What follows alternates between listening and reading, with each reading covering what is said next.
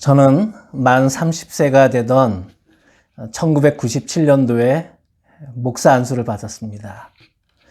그때부터 제 뇌리에 늘 따라다니는 질문이 하나 있습니다. 그것은 나는 어떤 목사가 될 것인가 하는 것입니다. 또 제가 제 자신에게 내가 정말 되고 싶은 목사는 어떤 목사인가 라고 하는 의문입니다. 모든 사역을 마치고 은퇴하고 나서 사랑하는 성도님들이 저를 기억할 때 어떤 목사님이었다고 기억해 주기를 바라는가.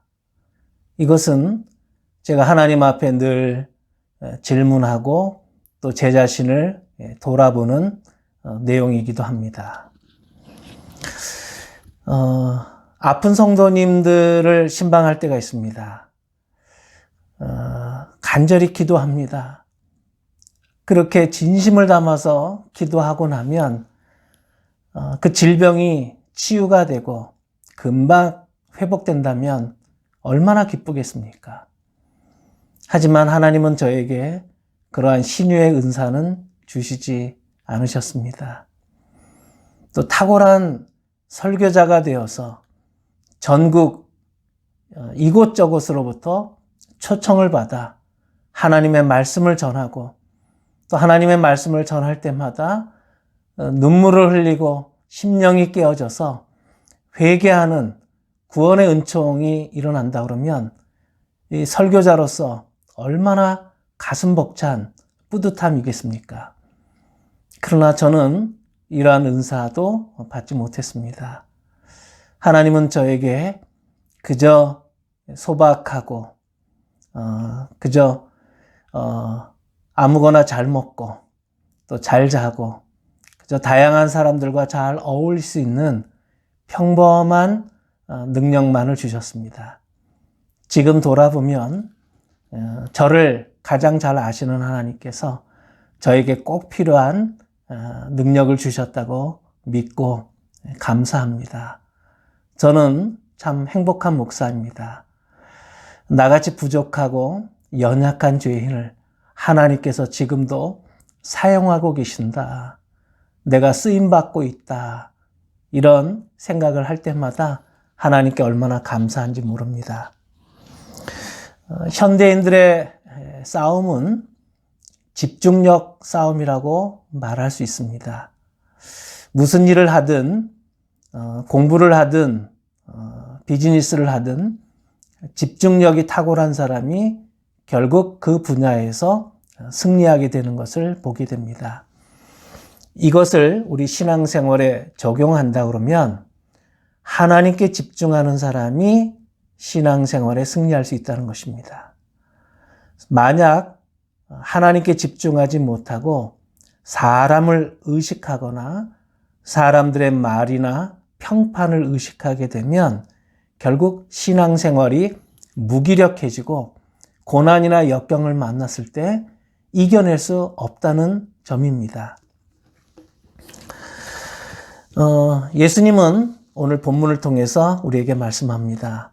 너희들이 자선행위를 하든 아니면 기도를 하든 금식을 하든 어떤 경우든 사람을 의식하고 또 사람에게 칭찬받기 위한 동기로 해서는 안 된다.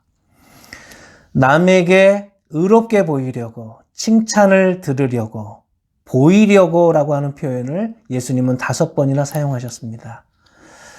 근데 이 마태복음 6장 1절부터 18절까지 보면 이와는 대조적으로 은밀한 중에 보시는 하나님, 숨어서 보시는 하나님, 구하기 전에 우리에게 필요한 것을 아시는 하나님, 이런 표현을 6번이나 예수님은 반복적으로 사용하셨습니다. 이것은 예수님께서 우리에게 신앙생활을 바르게 하려면 늘 하나님을 바라보고 하나님을 의식하고 하나님께 집중하는 사람만이 구원의 은총 또 삶의 놀라운 은총을 입을 수 있다는 것을 예수님은 우리에게 가르쳐주고 계십니다.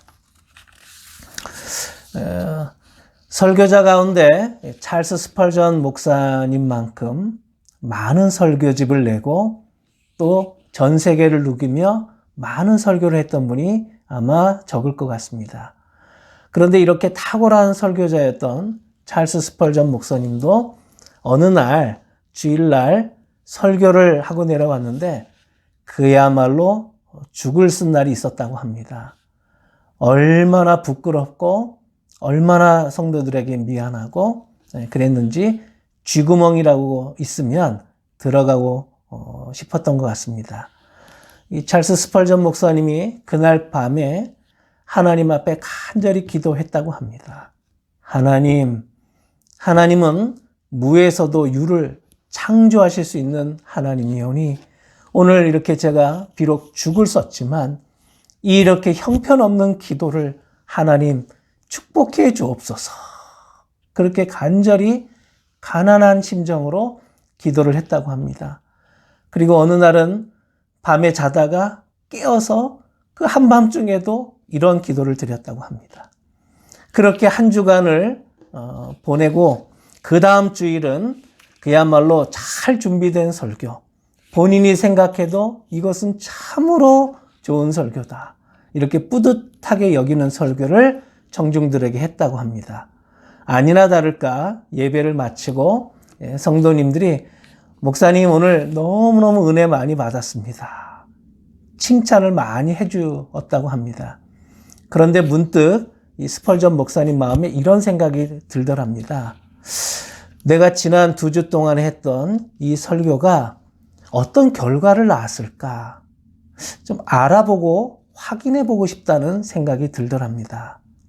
그래서 목사님은 이 2주 동안 예배에 참석했던 성도님들 한 분 한 분께 이것을 여쭤보았다고 합니다. 그런데 그 결과가 너무나도 충격적이었습니다. 스펄전 목사님이 죽을 썼다고 생각했던 그날 그 설교를 듣고 예수님을 영접한 사람이 무려 41명이나 되었습니다.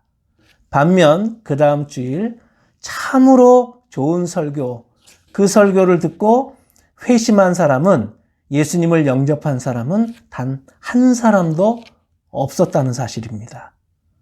이것을 통해서 목사님은 깨달은 것입니다. 사람이 최선을 다하되 성령님의 역사가 아니면 사람의 마음을 변화시킬 수 없구나라고 하는 사실입니다. 그 후로 더욱더 매 순간마다 사람을 만날 때마다 성령님께 의지했고 자기 자신의 어떤 능력이나 경험에 의지하지 않을 수 있었다고 합니다. 우리가 이렇게 전도를 하다 보면 이런 경험을 참 많이 합니다.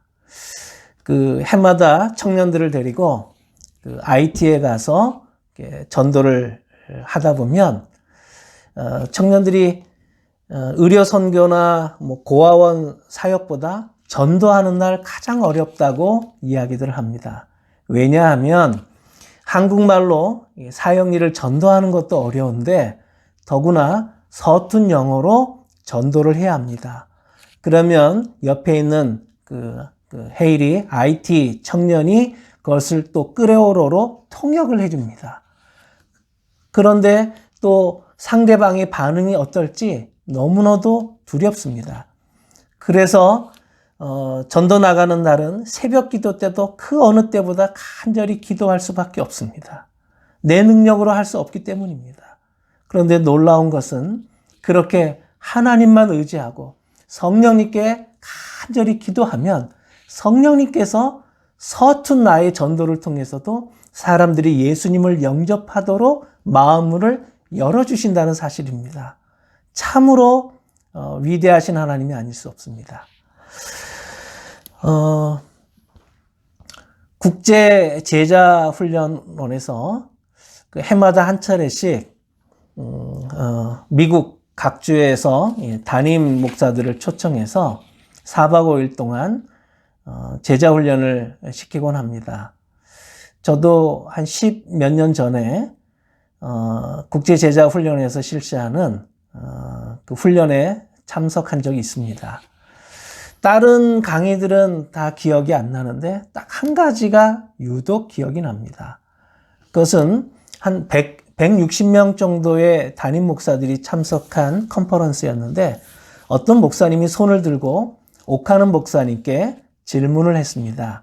목사님, 교회에서 이렇게 제자훈련 잘 시키고 또 사역훈련도 시키고 나서 중직자를 세울 때 목사님이라면 어떤 분을 세우시겠습니까? 또 목사님 사역을 도울 동역자들을 선발할 때 목사님은 그 인사 기준을 어디에다 두십니까? 이렇게 질문을 던졌습니다. 옥하는 목사님은 잠시 이렇게 생각하신 후에 이렇게 대답을 하셨습니다. 글쎄요, 제가 40여 년 목회하는 동안 하나님께서 워낙 다양한 사람들을 부르시고 사용하시는 것을 보았기 때문에 지금도 어떤 사람을 선택해야 되겠다라고 하는 기준은 참 말하기가 어렵습니다. 그런데 한 가지 지금 돌아보고 나면 함께 동역하면서 참 힘들었던 사람은 있습니다. 그것은 예수님을 영접하고 나서도 복음을 듣고 나서도 깊은 열등감이 치유되지 않았던 분들이 간혹 있었습니다. 예수님이 나를 위해서 십자가에서 죽기까지 하셨는데 그 피 묻은 복음의 그 사랑을 받고 나서도 열등감이 치유되지 않은 분들은 어떤 위기 상황이 닥치면 공동체를 참 어렵게 하는 것을 경험했습니다. 이런 얘기를 해주셨습니다. 그때 저는 이민 목회자로서 참 많은 고민이 해소되는 것을 느꼈습니다. 예수님은 우리 안에 있는 상처나 열등감을 치유해 주시는 분입니다. 우리가 왜 남들한테 이렇게 잘 보이고 싶고 또 예쁜 모습을 보이고 싶고 또 잘했다 라는 이런 인정을 받고 싶어 할까요? 그 이유는 아마도 우리 안에 아직도 치유받지 못한 열등감이 남아있기 때문은 아닐까요? 사실 우리는 어릴 적 부모님으로부터 많은 칭찬을 받고 성장하지는 못했습니다. 그저 혼나지 않아도 다행으로 여겼지요. 하나님은 우리가 능력이 탁월하기 때문에 우리를 부르신 것이 아닙니다. 마음씨가 곱고 착하기 때문도 아닙니다. 내가 남들보다 더 부지런하거나 봉사를 열심히 하기 때문도 아닙니다. 하나님은 남들보다 더 형편없고 보잘것없는 우리를 불쌍히 여겨주셨고 사랑해 주셨고 은혜를 채워주십니다.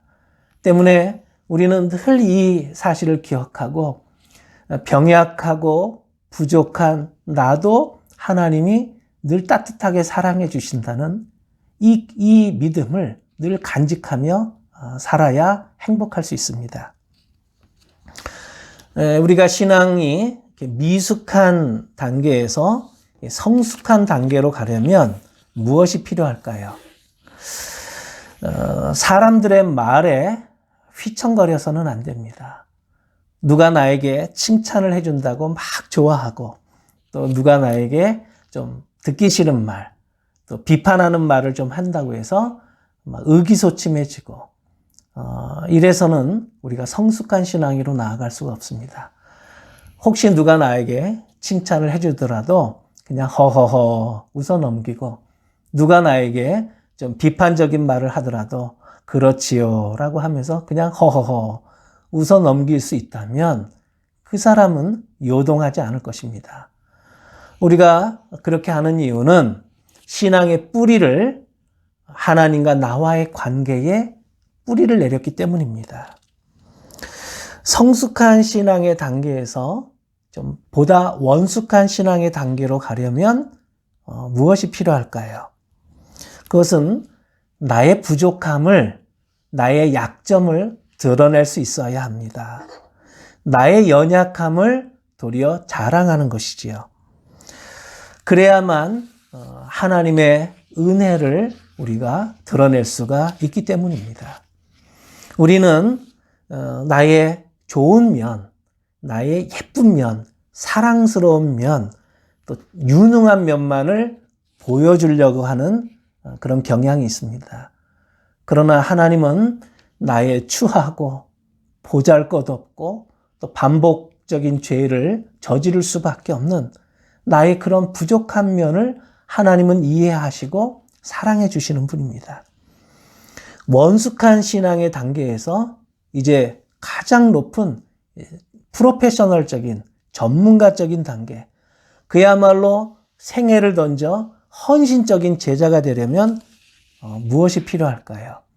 그것은 나의 무가치함을 인정하면 됩니다.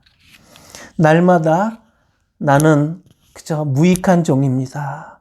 나는 쓸모없는 종입니다. 나는 하나님께 자격 없는 죄인입니다. 나는 죄인들 중에서도 두목에 해당됩니다. 이것을 고백하며 사는 것입니다. 신앙의 깊이가 조금 깊으면 사람들이 자서전을 쓰고 싶어 합니다.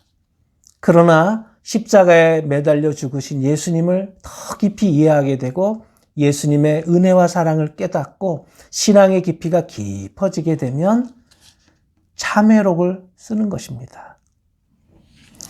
우리가 싼 식당에 가면 생선을 잘라내어 버리지 못합니다. 그래서 찌개에다가 생선 머리부터 꽁지까지 다 담아서 매운탕을 끓여줍니다. 그러나 조금 고급 식당에 가면 생선의 머리와 꼬리를 과감하게 잘라냅니다. 그리고 아예 고급, 최고급 호텔에 가면 갈수록 아주 중요 부위만을 딱 사용하고 미련 없이 잘라내 버립니다. 내 안에 있는 허영심, 허세, 높아지고 싶은 마음, 이것을 하나님 앞에 깨닫고 과감히 잘라내야만 우리가 하나님 앞에 더 순수한 사람으로 설 수 있다는 이야기입니다. 목회자들도 능력 있는 사람이 되고 싶은 유혹을 늘 받습니다. 인정받는 것, 칭찬받는 것, 누구든 좋아하지 않겠습니까? 그러나 이렇게 칭찬이나 사람의 인정을 받고 싶은 마음 혹은 유명해지고 싶은 마음은 대단히 위험합니다. 왜일까요? 그것은 예수님의 정신과 예수님의 사상과 정반대되기 때문입니다. 높아지려는 마음, 유명해지고 싶은 마음을 가지고서는 십자가를 질 수 없기 때문입니다. 내가 나를 내세우고 싶고 나를 높이려고 하는 사람이 어떻게 자기 자신을 부인할 수 있겠습니까?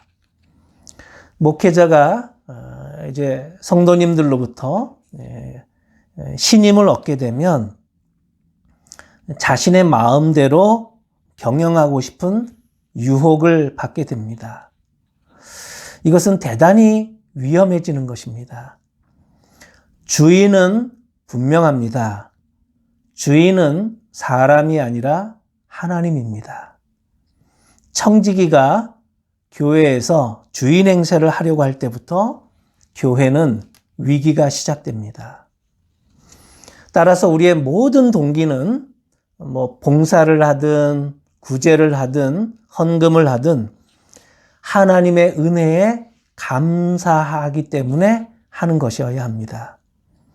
금식 기도를 드리는 이유도 내가 하나님께 막 떼를 쓰고 졸라서 내가 절실하게 원하는 것을 하나님으로부터 얻어내기 위함이 아닙니다. 우리가 간절히 기도하거나 금식 기도를 드리는 이유는 내 욕심을 내려놓기 위해서입니다. 하나님은 우리를 변함없이 사랑하십니다. 내가 어떻게 하나님의 사랑을 입을 수 있었습니까?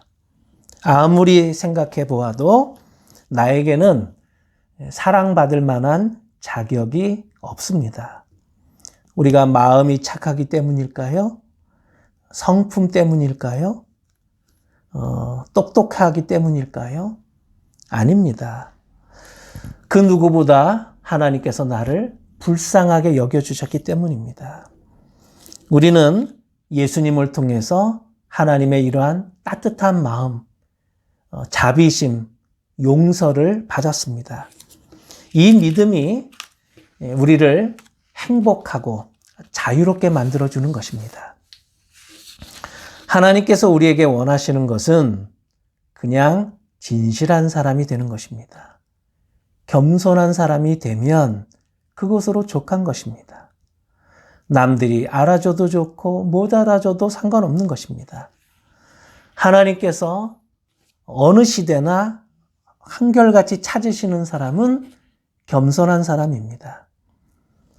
우리가 남들보다 믿음이 좋아서 또 헌신을 많이 해서 교회 장로가 되고 목사가 된 것은 아닙니다. 우리 삶에서 드러난 어떤 열매나 능력이나 결과보다는 그 사람의 순수함, 동기, 자세를 하나님은 눈여겨보십니다. 하나님의 이러한 은혜를 아는 사람의 특징이 바로 겸손입니다. 세상 모임과 교회 모임은 무엇이 다를까요? 우리가 세상 동창회 모임에 나가면 가장 좋은 명품 핸드백을 이렇게 끼고 나가지 않습니까? 오래간만에 동창회 모임에 나가면 최고급 차를 끌고 나가지 않습니까? 나의 멋진 모습, 성공한 모습을 자랑하고 싶은 마음 때문이죠. 그러나 교회 모임은 다릅니다. 우리가 구역 모임을 하든 소그룹 모임을 하든 나의 가장 추한 모습, 내가 지난 한 주간 어떤 실수와 죄를 범했는지 그것을 간증하는 모임이 되어야 합니다. 나의 연약한 모습을 그저 가감없이 드러내고 간증할 때 성령님께서 역사하셔서 우리의 상처를 치유하시고 우리를 회복시키시기 때문입니다. 여러분 혹시 대표 기도를 잘 드리고 싶으십니까? 대표 기도를 잘 드리는 방법을 하나 알려드릴까요? 하나님, 교회 장로라고 하는 제가 어젯밤 아내와 대판 싸웠습니다. 제가 이혼당할지도 모릅니다. 하나님, 이런 저를 불쌍히 여겨 주시옵소서. 혹시 이 자리에 있는 우리들 가운데 저처럼 가정이 위태로운 사람이 있다면 하나님 불쌍히 여겨 주시옵소서. 이렇게 솔직한 기도를 드리는 것이 가장 하나님께서 기뻐하시는 기도입니다. 바울이 에베소에서 장로님들과 헤어지면서 고별 설교를 하면서 이런 고백을 했습니다. 사도행전 20장 19절에 나는 겸손과 많은 눈물로 주님을 섬겼습니다. 나는 겸손과 많은 눈물로 주님을 섬겼습니다. 바울이 어떻게 이렇게 일평생 겸손할 수 있었을까요?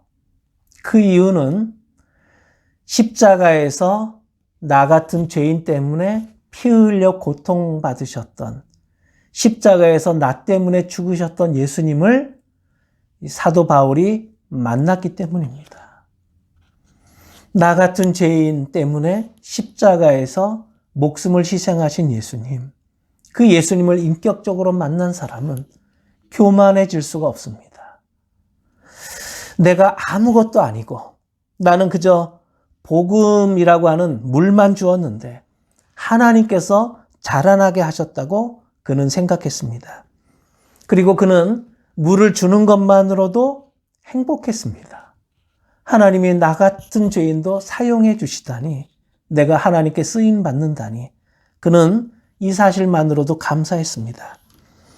때로 눈물을 흘리면서 교회를 섬길 때도 있었지만 예수님께 받은 사랑을 생각하면 그는 감사했습니다. 예수님은 오늘 본문을 통해서 우리들에게 다시 한번 말씀하십니다. 구제를 하든 봉사를 하든 헌금을 드리든 사람을 의식해서 하지 말아라. 하나님을 생각하고 숨어서 보시는 하나님, 은밀한 중에 우리의 중심을 보시는 하나님, 그 하나님께서 우리를 보고 계시고 듣고 계시고 사랑해 주신다. 예수님은 말씀합니다. 우리는 오른손이 하는 일을 왼손도 모르게, 그러나 주님과 나만이 아는 비밀, 주님과 나만의 관계, 주님과 나만이 아는 기쁨, 은혜로 이 일을 묵묵히 감당해야 할 것입니다. 기도하겠습니다. 하나님, 남에게 보이려고 우리는 착한 척을 많이 했었습니다. 사람들에게 잘 보이고 싶어서 위선도 떨었습니다. 하지만 사람을 의식해서 했던 행동들은 결국 우리 마음을 상하게 만들었습니다. 하나님, 나의 체면이나 위신을 먼저 생각하는 저희들을 불쌍히 여겨주세요. 남들이 칭찬을 하든 비난을 하든 아랑곳하지 않고 하나님께서 지금 나를 지켜보고 계신다는 이 믿음으로 묵묵히 행하게 하여 주옵소서. 그리하여 결과가 좋더라도 교만해지지 않게 해주시고 혹 결과가 나쁘더라도 낙심하지 않게 하여 주옵소서. 우리가 건강하든 병약하든 한결같이 저희를 사랑해 주시니 감사합니다. 사람의 마음을 움직이시는 성령님께서 저희의 마음을 꽉 붙잡아 주시고 세월이 갈수록 겸손한 사람으로 만들어 주세요. 예수님의 이름으로 기도합니다. 아멘. 감사합니다.